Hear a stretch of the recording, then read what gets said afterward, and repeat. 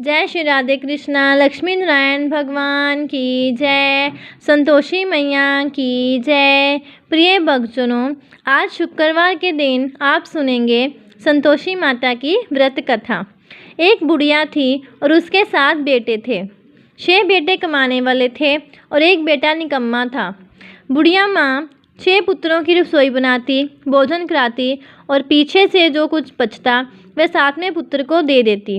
परंतु वह बड़ा भोला भाला था, मन में कुछ विचार नहीं करता था। एक दिन वह उसकी बहू से बोला, देखो मेरी माता का मुझ पर कितना प्रेम है। वह बोली, क्यों नहीं, सबका जूठा बचा हुआ तुमको खिलाती है। वह बोला, ऐसा भी हो सकता है क्या? मैं जब तक आँखों से ना देखूं मान नहीं सकता। बहू ने हंसकर कहा, देख लोगे तब तो मानोगे। कुछ दिन बाद बड़ा त्योहार आया। घर में 7 प्रकार के भोजन और चूरमा के लड्डू बने। वह जांचने को सर के दर्द का बहाना कर पतला कपड़ा सिर पर ओढ़कर रसोई घर में सो गया और कपड़े में से सब देखता रहा। शेहोबाई भोजन करने आए। उसने देखा माँ ने उनके लिए सुंदर सुंदर आसन बिछाए, 7 प्रकार की रसोई परोसी। वे आग्रह करके जिमाती रही। वह देखता रहा। शेहोबाई भोजन करके उठे तब माँ ने उनकी जूठी थालियाँ में से लड्डुओं के टुकड़ों को उठाया और एक लड्डू बनाया। जूठन साफ करके बुढ़िया माँ ने पुकारा, उठ बेटा, शेहोबाई भोजन कर गए, अब तू ही बेटा बाकी है, उठ, और तू कब खाएगा? वह कहने लगा, माँ मुझे भोजन नहीं करना, मैं परदेश जा रहा हूँ। माता ने कहा, कल जाता तो आज ही जा। वह बोला, हाँ हाँ आज ही जा रहा हूँ। यह कहकर वह घर से निकल गया। चलते समय उसे बहू की याद आई। वह गौशाला में कंडे थाप रही थी। वह उसे जाकर बोला कि मेरे पास तो कुछ नहीं है, ये अंगूठी है सो ले लो और अपनी कुछ निशानी मुझे दे दो। वह बोली कि मेरे पास क्या है, ये गोबर भरा हाथ है। यह कहकर उसकी पीठ में गोबर के हाथ की थाप मार दी और वह चल दिया। चलते चलते दूर देश में पहुंचा। वहां पर एक साहूकार की दुकान थी। वहां जाकर बोला, भाई मुझे नौकरी पर रख लो। साहूकार को नौकर की ज़रूरत थी। साहूकार उससे बोला, तू नौकरी पर रह जा। लड़के ने पूछा, तनख्वाह क्या रहेगी? साहूकार ने कहा, काम देखकर दाम मिलेंगे। साहूकार की नौकरी मिल गई। वह सवेरे 6 बजे से रात्रि 12 बजे तक नौकरी करने लगा। कुछ दिनों में दुकान का लेन देन, हिसाब किताब, ग्राहकों को माल बेचना, सारा काम करने लगा। साहूकार ने 7-8 नौकर थे। वह सब चक्कर खाने लगे कि ये नया नौकर बहुत होशियार बन गया है। सेठ ने भी काम देखा और 3 महीने के अंदर ही उसे मुनाफे का साझेदार बना लिया। 12 वर्ष में वह नामी सेठ बन गया और मालिक सारा कारोबार उस पर छोड़कर बाहर चला गया। अब बहू पर क्या बीती वह सुनो। सास ससुर उसे दुख देने लगे। सारी गृहस्थी का काम करा के उसे लकड़ी लेने जंगल में बेचते। इस बीच घर की रोटियों के आटे से भी जो भूसी निकलती उसकी रोटी बनाकर रख दी जाती और फूटे नारियल की नरेली में पानी। इस तरह दिन बीतते रहे। एक दिन वह लकड़ी लेने जा रही थी कि रास्ते में बहुत सी स्त्रियां संतोषी माता का व्रत करती दिखाई दी।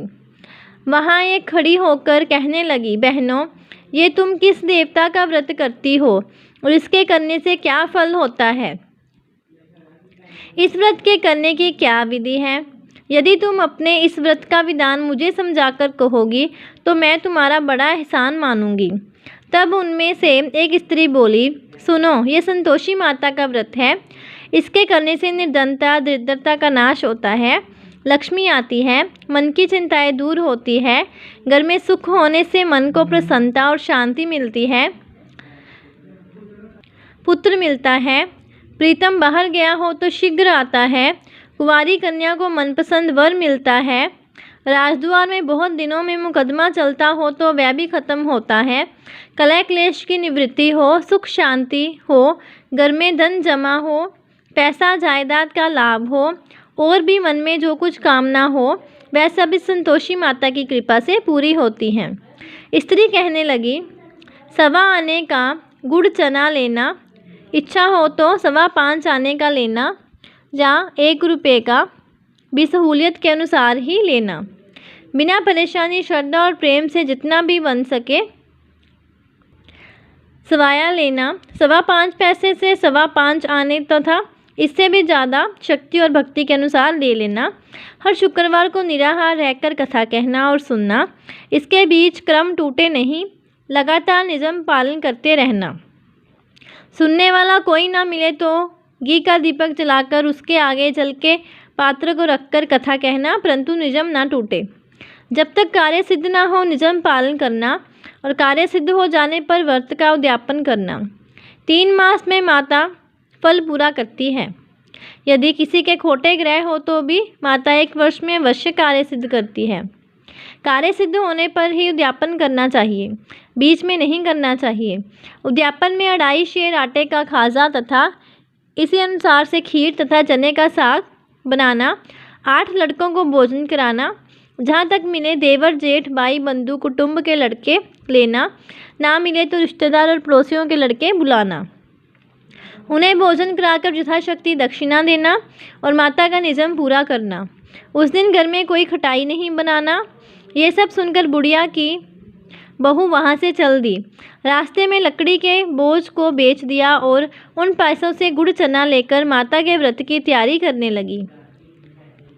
आगे चली और सामने मंदिर है, ये सुनकर माता के मंदिर में जाकर माता के चरणों में लौटने लगी। इसके बाद वह माँ से विनती करने लगी कि हे माँ, मैं निपट मूर्ख हूँ, व्रत के नियम कुछ नहीं जानती हूँ, मैं बहुत दुखी हूँ। हे माता जगजननी, मेरा दुख दूर करो, मैं आपकी शरण में हूँ। माता को दया आई। एक शुक्रवार बीता कि दूसरे शुक्रवार को ही इसके पति का पत्र आया और तीसरे को उसको भेजा हुआ पैसा भी आ पहुँचा। ये देखकर जेठानी मुँह सिकोड़ने लगी। इतने दिनों में इतना पैसा आया, इसमें क्या बढ़ाव है।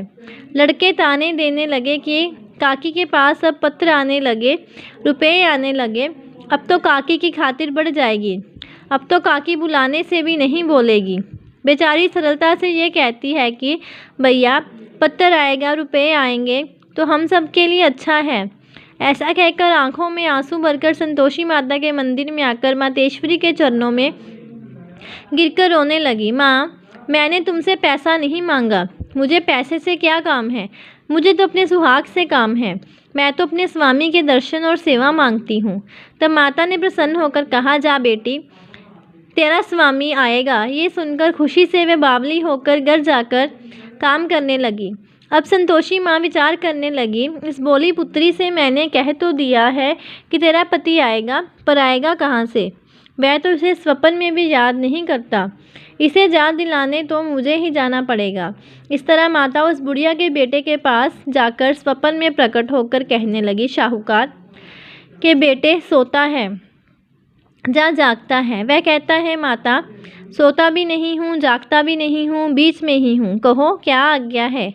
माँ कहने लगी, तेरा घर बार है या नहीं। वह बोला, मेरा सब कुछ है माता, माँ बाप, भाई बहन, बहू, क्या कमी है। माँ बोली, पुत्र तेरी घरवाली कष्ट उठा रही है, माँ बाप उसे दुख दे रहे हैं, वह तेरे लिए तरस रही है, तू उसकी सुध ले। वह बोला, हाँ माता, ये तो मुझे मालूम है, परंतु जाऊँ कैसे। परदेश की बात है, लेन देन का कोई हिसाब नहीं, कोई जाने का रास्ता नज़र नहीं आता, कैसे चला जाऊँ। माँ कहने लगी, मेरी बात मान, सवेरे नहा धोकर संतोषी माता का नाम लेकर घी का दीपक जलाकर दंडवत कर दुकान पर जा बैठना। देख तेरा लेन देन चुक जाएगा, जमा माल बिक जाएगा, सांझ होते होते धन का ढेर लग जाएगा। अब तो वह सवेरे बहुत ही जल्दी उठकर मित्र बंधुओं से अपने सपने की बात कहता है। वह सब उसकी बात अनसुनी करके खिल्ली उड़ाने लगे। कहीं सपने भी सच्चे होते हैं। एक बूढ़ा बोला, देख भाई, मेरी बात मान, इस तरह सांझ झूठ कहने के बदले देवता ने जैसा ही कहा है वैसा ही करना, तेरा क्या जाता है।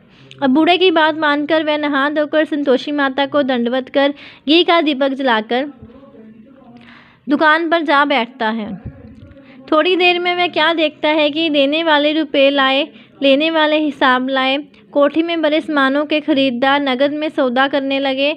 शाम तक धन का ढेर लग गया। मन में माता का नाम लेकर प्रसन्न होकर घर जाने के वास्ते गहना कपड़ा सामान खरीदने लगा। यहाँ के काम से निपट कर को रवाना हुआ। उधर बहू बेचारी जंगल में लकड़ी लेने जाती है। लौटते वक्त माता जी के मंदिर पर विश्राम करती है। वह तो उसका रोज़ रुकने का स्थान ही था। दूर धूल उड़ती देखकर वह माता से पूछती है, हे माता, ये धूल कैसे उड़ रही है? माँ कहती है, पुत्री, तेरा पति आ रहा है। अब तू ऐसा कर, लकड़ियों के 3 बोझ बना ले। एक नदी के किनारे रख, दूसरा मेरे मंदिर पर और तीसरा अपने सिर पर रख। तेरे पति को लकड़ी का गड्ढा देखकर मोह पैदा होगा। वह यहाँ रुकेगा, नाश्ता पानी बनाकर खाकर माँ से मिलने जाएगा तो लकड़ी का बोझ उठाकर जाना और बीच चौक में गड्ढा लाकर 3 आवाज़ें ज़ोर से लगाना। लो सासू जी, लकड़ियों का गड्ढा लाई हूँ। भूसी की रोटी दो, नारियल के खोपड़े में पानी दो। आज कौन मेहमान आया है? माँ की ये बात सुनकर वह बहुत अच्छा माताजी कहकर प्रसन्न मन होकर लकड़ियों के 3 गट्ठे ले आई। एक नदी के तट पर, एक माता के मंदिर पर रखा। इतने में ही वह मुसाफिर आ पहुंचा। सूखी लकड़ी देखकर उसकी इच्छा हुई कि अब यहीं निवास करे और भोजन बनाकर खा पीकर गांव जाए। इस प्रकार भोजन बनाकर विश्राम लेकर गांव को गया। उसी समय बहू सिर पर लकड़ी का गट्ठा लिए आती है। उसे आंगन में डालकर जोर से 3 आवाज़ देती है। लो सासू जी, लकड़ी का गट्ठा लो, भूसी की रोटी दो, नारियल के खोपड़े में पानी दो। आज कौन आया है? ये सुनकर उनकी सास अपने दिए हुए कष्टों को बुलाने हेतु कहती है, बहू, ऐसा क्यों कहती हो? तेरा मालिक ही तो आया है। बैठ, मीठा भात खाकर कपड़े गहने पहन। इतने में आवाज़ सुनकर उसका स्वामी बाहर आता है और अंगूठी देखकर व्याकुल हो जाता है। माँ से पूछता है, माँ, ये कौन है? माँ कहती है, बेटा, ये तेरी पत्नी है। आज 12 वर्ष हो गए जब से गया है, तब से सारे गांव में जानवर की तरह भटकती फिरती है। कामकाज करता कुछ करती नहीं, 4 समय आकर खा जाती है। अब तुझे देखकर भूसी की रोटी और नारियल के खोपड़े में पानी मांगती है। वह लज्जित होकर बोला, ठीक है माँ, मैंने इसे भी देखा और तुम्हें भी।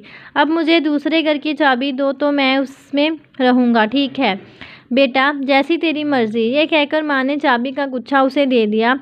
उसने लेकर दूसरे कमरे को खोलकर सारा सामान जमाया और एक दिन में ही वहाँ राजा के महल जैसा ठाट बाट बन गया। अब क्या था, वह सुख भोगने लगी। इतने में अगला शुक्रवार आया। उसने अपने पति से कहा, मुझे माता का उद्यापन करना है। उसका पति बोला, बहुत अच्छा, कर लो, अपनी खुशी से ये भी कर लो। तुरंत ही वह उद्यापन की तैयारी करने लगी। जेठ के लड़के को भोजन के लिए कहने लगी। उसने मंजूर किया, परंतु पीछे जेठानी अपने बच्चों को सिखाती है, देखो, भोजन के समय सब लोग खटाई मांगना, जिससे इसका उद्यापन पूरा ना हो। लड़के खाना खाने आए, खीर पेट भरकर खाई, परंतु बात याद आते ही कहने लगे, हमें कुछ खटाई खाने को दो, खीर खाना हमें बाता नहीं। ये देखकर रुचि होती है। बहू कहने लगी, खटाई किसी को नहीं दी जाएगी, ये तो संतोषी माता का प्रसाद है। लड़के उठकर खड़े हुए और बोले, पैसे लाओ। बोली बहू कुछ जानती नहीं थी, सो उन्हें पैसे दे दिए। लड़के उसी समय उठकर इमली लेकर खाने लगे। ये देखकर बहू पर माता ने कोप किया। राजा के दूत उसके पति को पकड़ कर ले गए और जेठ जेठानी मन माने खोटे वचन कहने लगे। लूट लूट कर धन इकट्ठा कर लिया था, सो राजा के दूत उसे पकड़ कर ले गए हैं। अब सब मालूम हो जाएगा जब जेल की रोटी खाएगा। बहू से ये वचन सहन नहीं हुआ। रोती रोती माता के मंदिर में गई और बोली, हे माता, तुमने ये क्या किया? साकर क्यों रुलाती हो? माता बोली, पुत्री, तूने उद्यापन करके मेरा व्रत भंग किया, इतनी जल्दी सब बातें भुला दी। वह कहने लगी, माता, भूली तो नहीं हूँ, ना कुछ अपराध किया है। मुझे तो लड़कों ने भूल में डाल दिया, मैंने भूल से उन्हें पैसे दे दिए, मुझे क्षमा करो। माँ बोली, ऐसे भी कहीं भूल होती है? वह बोली, माँ, मुझे माफ़ कर दो, मैं फिर तुम्हारा उद्यापन करूँगी। माँ बोली, अब भूल मत करना। वह बोली, अब भूल नहीं करूँगी। माता, अब बताओ वे कैसे आएंगे? माँ बोली, जा पुत्री, तेरा मालिक तुझे रास्ते में ही आता मिलेगा। वह निकली। रास्ते में पति आता मिला तो उसने पूछा, तुम कहाँ गए थे? वह कहने लगा, इतना धन जो कमाया है उसका टैक्स राजा ने मांगा था, वह भरने गया था। वह प्रसन्न होकर बोली, अच्छा हुआ, अब घर चलो। कुछ दिन बाद फिर शुक्रवार आया तो वह बोली, मुझे माता का उद्यापन करना है। पति ने कहा, कर लो। वह फिर जेठ के लड़कों से भोजन को कहने लगी तो जेठानी ने एक दो बातें सुनाई। लड़के सिखा दिए कि तुम पहले ही खटाई मांग लेना। लड़के कहने लगे कि हमें खीर खाना नहीं भाता, कुछ खटाई खाने को दो। तो बहू बोली, खटाई खाने को नहीं मिलेगी, खाना हो तो खाओ। ये कहकर ब्राह्मणों के लड़के लाकर भोजन कराने लगी। यथाशक्ति दक्षिणा की जगह एक एक फल उन्हें दिया। इससे संतोषी माता प्रसन्न हो गई। माता की कृपा होते ही 9वें मास उसको चंद्रमा के समान सुंदर पुत्र प्राप्त हुआ। वह पुत्र को लेकर प्रतिदिन माता जी के मंदिर को जाने लगी। माँ ने सोचा कि ये हर रोज आती है, आज क्यों ना मैं ही इसके घर चलूं, इसका आसरा देखूं। तो सही ये विचार कर माता ने भयानक रूप बनाया। गुड़ और चने से सना मुख, ऊपर से सुंड के समान होंठ, उस पर मक्खियाँ भिनभिना रही हैं। दहलीज पे पैर रखते ही उसकी सास चिल्लाई, देखो कोई चुड़ैल डाकनी चली आ रही है, लड़कों इसे भगाओ, नहीं तो किसी को खा जाएगी। लड़के डरने लगे, चिल्लाकर खिड़की बंद करने लगे। बहू रोशनदान में से देख रही थी। प्रसन्नता से पागल होकर चिल्लाने लगी कि आज मेरी माता मेरे घर आई है। ये कहकर बच्चे को दूध पिलाने से हट जाती है। इतने में सास का क्रोध फूट पड़ा। वह बोली, किसे देखकर कैसे उतावली हुई है, जो बच्चे को पटक दिया। इतने में माँ के प्रताप से यहाँ देखो वहाँ लड़के ही लड़के नजर आने लगे। बहू बोली, माँ जी, मैं जिनका व्रत करती हूँ ये वह संतोषी माता है।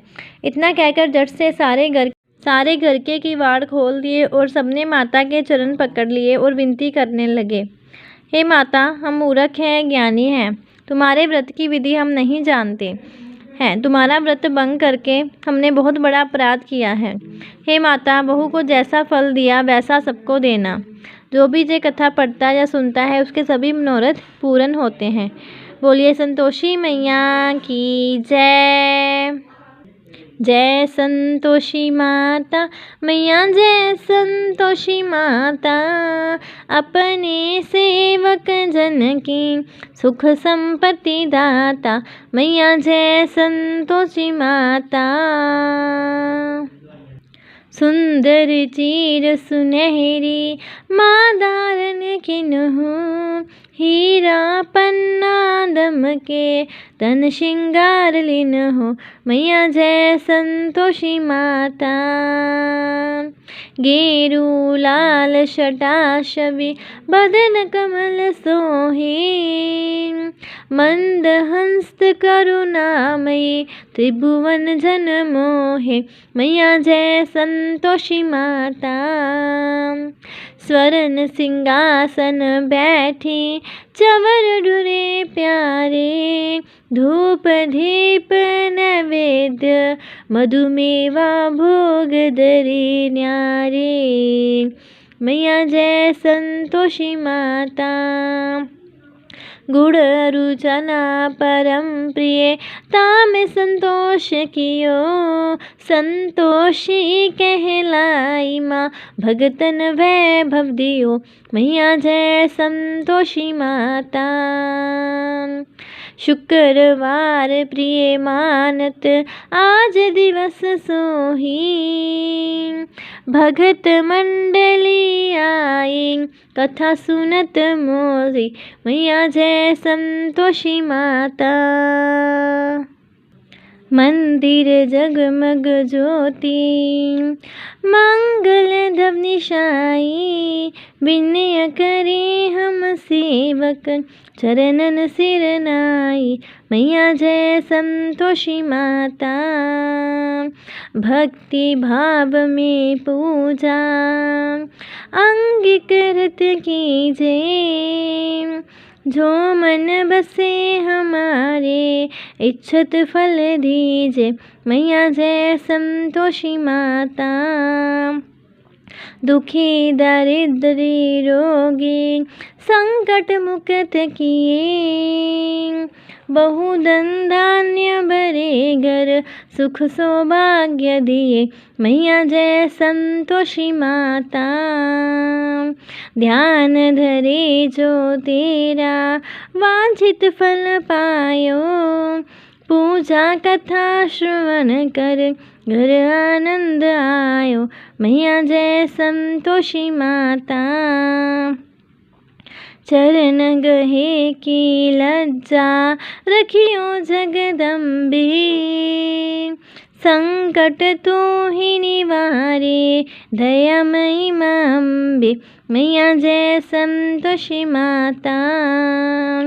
संतोषी मैया की आरती जो कोई जन गावे, रिद्धि सिद्धि सुख संपत्ति जी भर के पावे। मैया जय संतोषी माता, मैया जय संतोषी माता। अपने सेवक जन की सुख संपत्ति दाता, मैया जय संतोषी माता, मैया जय संतोषी माता। बोलिए संतोषी मैया की जय, बोलिए लक्ष्मी नारायण भगवान की जय। प्रिय भक्तजनों, ऐसी और कथाएं सुनने के लिए और जानकारी प्राप्त करने के लिए चैनल को सब्सक्राइब करें और वीडियो को ज़्यादा से ज़्यादा शेयर करें। जय श्री राधे कृष्णा।